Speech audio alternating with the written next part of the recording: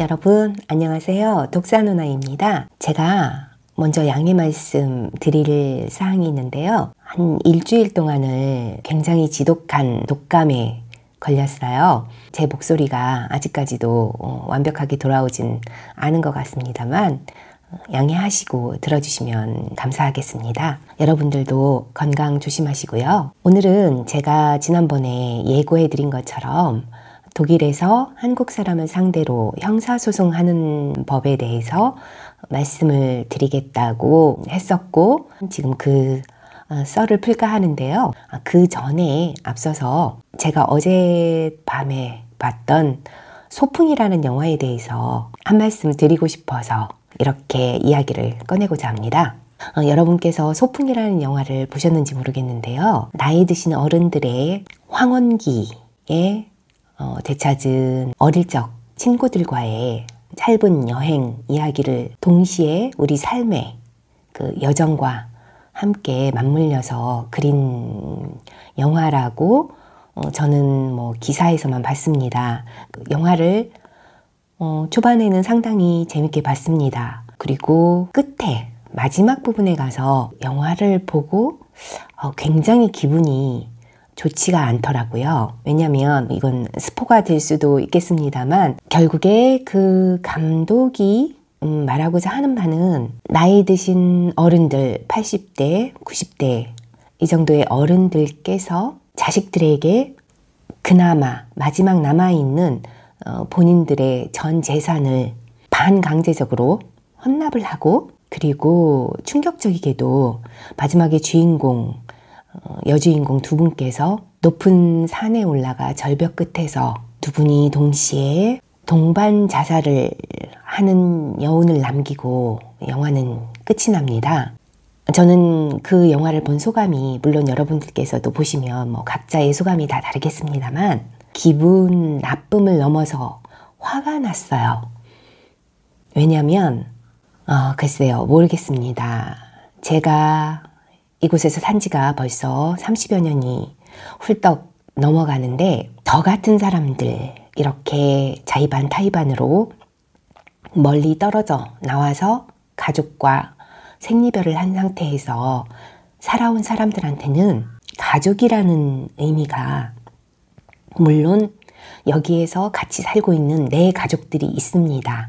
있지만 그 이전에 나의 원가족들, 나의 부모님, 형제들 그런 그 추억 속에 내 가족들에 대한 그리움은 본능적이고 보다 원초적인 감정이라고 생각을 합니다. 제가 이제 그 이야기를 이어가다 보면 제 이야기 속에서는 아마도 특히 제 엄마에 관한 이야기를 제가 많이 언급을 하게 될 것 같아요.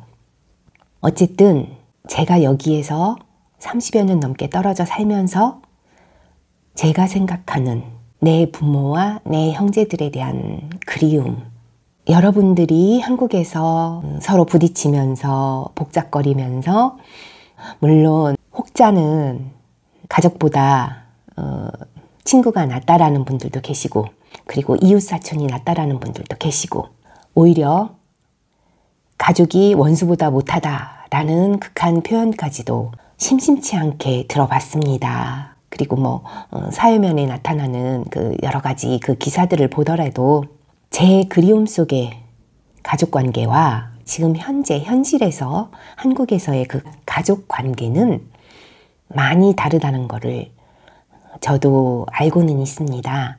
하지만 보통 그러잖아요. 자기가 가지지 못했던 것들에 대한 소중함, 그리움 남의 떡이 커 보인다라는 그런 속담도 있지만 어찌됐든 이렇게 멀리 떨어져 나와서 가족을 그리워하면서 살아야만 하는 저희 같은 사람들한테는 제가 그 소풍이라는 영화를 보면서 뭐랄까요?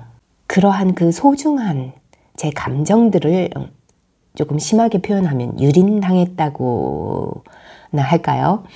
그런 느낌까지도 들었습니다. 왜냐하면 그 영화의 끝 마무리가 자식들을 위해서 헌신하고 희생해오신 그 우리네 부모님들의 마지막 삶의 모습을 끝까지 일방적인 희생과 헌신으로 그걸 부모의 당연한 사랑이라고 표현을 하는 것 같아서, 그리고 마지막 장면에서 그 두 분께서 절벽에 서서 그 밑을 바라보시는 그 마지막 엔딩이 저한테는 굉장한 충격이었습니다. 여러분께서도 혹시라도 기회가 되신다면 한번 보시고 어떤 생각들을 가지고 계시는지 이야기 나눠보는 것도 괜찮을 것 같습니다. 제가 이렇게 초반에 뜬금없이 이 영화에 대한 이야기를 하느냐면요, 제가 지난번에 말씀드렸던 이번 시간에는 독일에 살면서 너무나도 억울한 일을 당해서 제가 한국에 사는 사람을 상대로 형사소송을 하고자 경찰에 고소장을 제출한 경험에 대해서 말씀을 드려볼까 합니다. 저는 2022년 겨울에 부모님 두 분께서 연달아서 한 달 반 간격으로 돌아가시는 불행을 겪게 되었습니다. 그래서 그해 겨울에 의도치 않게 두 번의 한국행을 제가 해야 했었고요. 두 번 다 무슨 정신에서 한국을 다녀왔고, 그리고 상을 치르고 제가 그 모든 일들을 겪었는지 지금 생각해봐도 사실 기억이 잘 나지가 않습니다. 그 정도로 저한테는 충격이었고, 그래서 저는 그 두 분의 연달은 상을 치르고 23년 1월에 다시 독일로 들어오게 됩니다. 독일로 들어와서 여차저차한 그 사연 끝에 제가 제 형제들을 사문서 위조 및 행사, 그리고 공정증서 원본 부실죄라는 죄명으로 한국의 경찰서에 고소장을 제출하게 됩니다. 지금부터는 제가 그 고소장을 제출하게 된 시기와 그리고 방법 등에 대해서 말씀을 좀 드려볼까 합니다. 먼저 저는 정말로 이 영상을 보시는 분들께서 저와 같은 일들을 겪지 않으셨으면 하는 마음이 너무너무 간절합니다. 왜냐하면요, 제가 대략 1년 반 동안에 걸쳐서 부모님 상과 아울러서 형제들과의 이런 소송 사건에 휘말리다 보니까 정말 사람이 하기 힘든, 겪기 힘든 일이라는 걸 깨달았습니다. 그럼에도 불구하고 제가 그렇게 할 수밖에 없었던 데는 작게는 인간에 대한 배신감, 형제라는 이름으로, 가족이라는 이름으로 제가 그동안 겪어왔던 가스라이팅과 같은 자식인데 자식으로서의 제 권리, 그리고 나아가자면 저처럼 이렇게 그 해외에서 산다는 이유만으로 이러한 억울한 일들을 당했을 때 저는 아직까지도 대한민국 국민입니다. 영주권만을 가지고 있지 국적은 포기하지 않았습니다. 그래서 선거가 있을 때마다 여기에서 3시간 떨어진 곳에 차를 타고 달려가서 투표를 하고 오기도 하는 엄연한 대한민국 국민입니다. 그런데 그럼에도 불구하고 저희와 같은 사람들을 재외국민이라고 하죠. 이런 재외국민들이 정말 억울한 일을 당했을 때 저는 독일 국적을 가지고 있지 않기 때문에, 한국 사람이기 때문에 한국 경찰, 한국 법에 의지를 하고 문의를 하고 인권이 보호될 거라고 생각을 하고, 어렵지만 그리고 너무너무 힘들었지만 의뢰를 합니다. 어쨌든 저는 제 인감 도장을 도용을 당했고 한 6개월 정도를 기다려줬습니다. 그 부분에 대해서 적어도 형사적인 절차는 밟고 싶지 않아서 기다려줬었고, 그럼에도 불구하고 전혀 타협의 여지가 없었기 때문에 제게는 제 권리를 찾을 수 있는 방법이라고는 경찰서에 고소장을 제출하는 길밖에 없었습니다. 그래서 23년 8월 말경에 독일에서 우편으로 제가 고소장을 직접 써서 제출을 하게 됩니다. 제가 우편으로 밖에 고소장을 제출을 할 수가 없었고 저는 멀리 살고 있기 때문에, 그리고 사실 TMI이기는 합니다만 저도 오랜 시간 법학을 공부했던 사람이라서 한번 제 스스로 고소장을 작성을 해보고자 하는 마음이 있었고, 그래서 제가 직접 고소장을 작성을 해서 한국에 있는 경찰서에 등기 우편으로 보내게 됩니다. 그리고 제가 9월 초에 한 열흘 정도가 지난 후에 경찰서로 확인 전화를 했습니다. 확인 전화를 해서 교환을 거쳐서 수사팀장님하고 통화를 하게 되었고요. 그때 그분께서 제게 말씀하시기를 접수가 되었다고 접수 번호까지 말씀을 하셨고, 그런데 이제 제가 접수 번호는 가지고 있질 못하고요. 다행스럽게 나중에 보니까 원본, 접수장 원본을 캡처해서 제가 가지고 있던 게 있어서 그게 중요한 그 증거 자료의 하나가 되는 사건이 발생을 합니다. 그래서 일단 그 팀장님하고 통화를 하게 되었고, 제가 9월에 가족 행사가 있었던 관계로 9월에는 한국에 바로 나가질 못하고, 그리고 저도 생업이 있는 사람이라서 10월 말쯤 나갈 수 있을 것 같다라고 양해 말씀을 구합니다.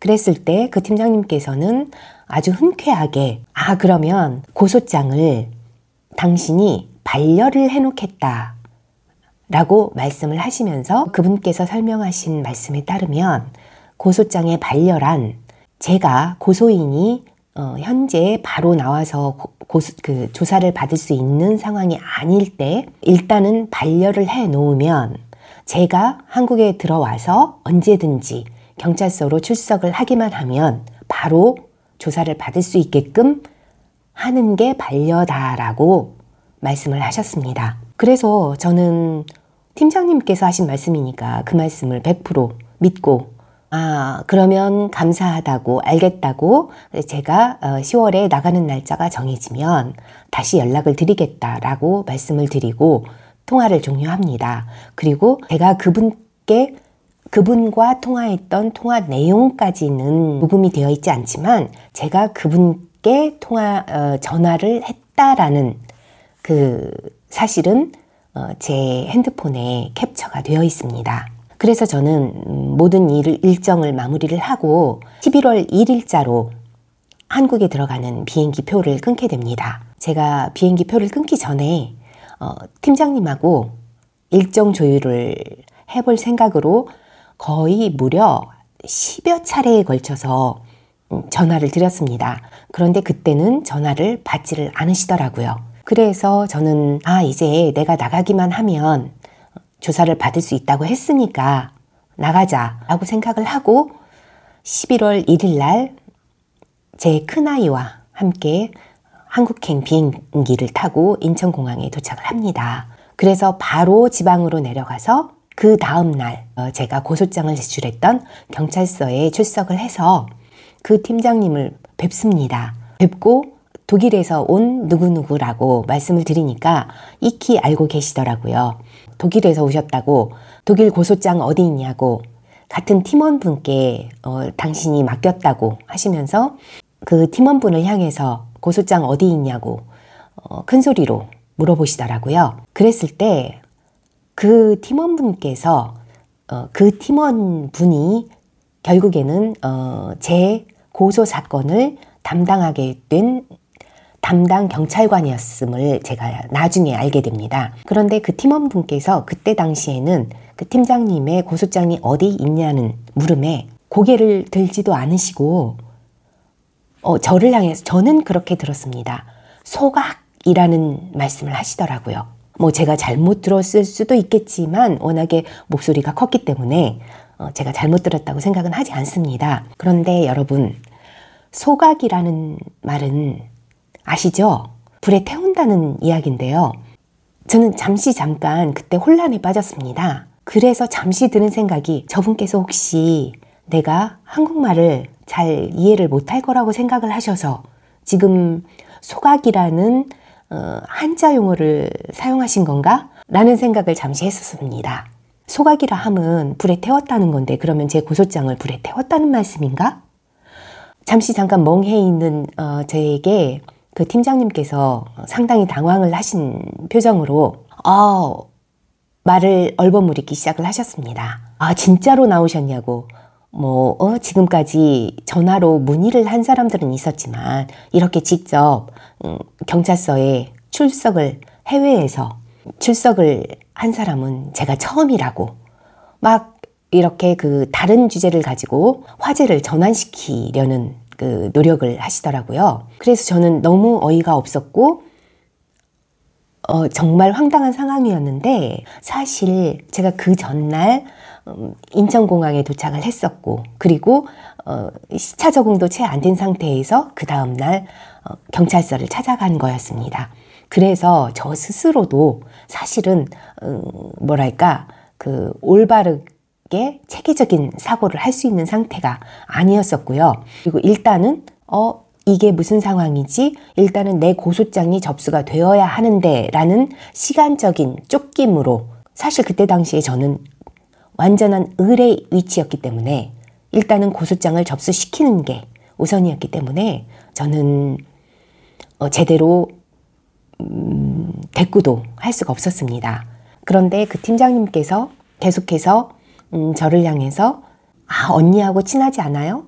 오빠하고 친하지 않아요? 연락 안 해요? 라는 식의 농담조로 이건 정말 지극히 사소한 가족 간의 문제라는 식으로 말씀을 하시더라고요. 그래서 제가 그 부분에서 정색을 하고 그 팀장님께 말씀을 드렸습니다. 제가 독일에서 여기까지 제 형제들을 형사 고소하겠다고 했을 때는 저는 제 인권이 침해가 된 것이고 그리고 제가 그들에게 위임했던 인감도장의 행방을 저는 아직까지도 알지를 못합니다. 그래서 제가 이 상황까지 오게 된 겁니다.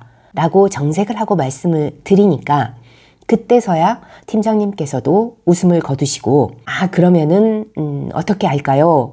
라고 하시더니 결국에는 그날 밤에 호텔에 가서 고소장을 다시 한번 보내달라고 그렇게 요청을 하시더라고요. 그래서 저는 그 대답을 듣고 호텔로 돌아올 수밖에 없었습니다. 그리고 그 상황에서 저는 원래 변호사를 선임을 해야 되나 말아야 되나 고민을 하고 한국에 간 상태였습니다. 물론 가기 전에 변호사님하고 사전 접촉은 있었습니다만 제가 고소장을 접수를 한 이상에는 변호사님까지를 선임을 해야 되는 게 맞는 건지 그렇지 않은 건지를 저도 잘 좀 몰라가지고 의문을 가지고 있는 상태였는데 제가 그 팀장님의 행동을 보고 아무래도 변호사를 선임을 하는 게 낫겠다라는 생각이 들어서 그 팀장님께 여쭤봤습니다. 반 질문이었고 반은 제 스스로한테 하는 확신이었어요. 제가 변호사님을 선임을 해야 할까요? 라고 물었을 때 그 팀장님께서 이런 일을 가지고 무슨 변호사를 선임을 하냐고 변호사를 선임하지 않아도 될 것 같다라고 말씀을 하시더라고요.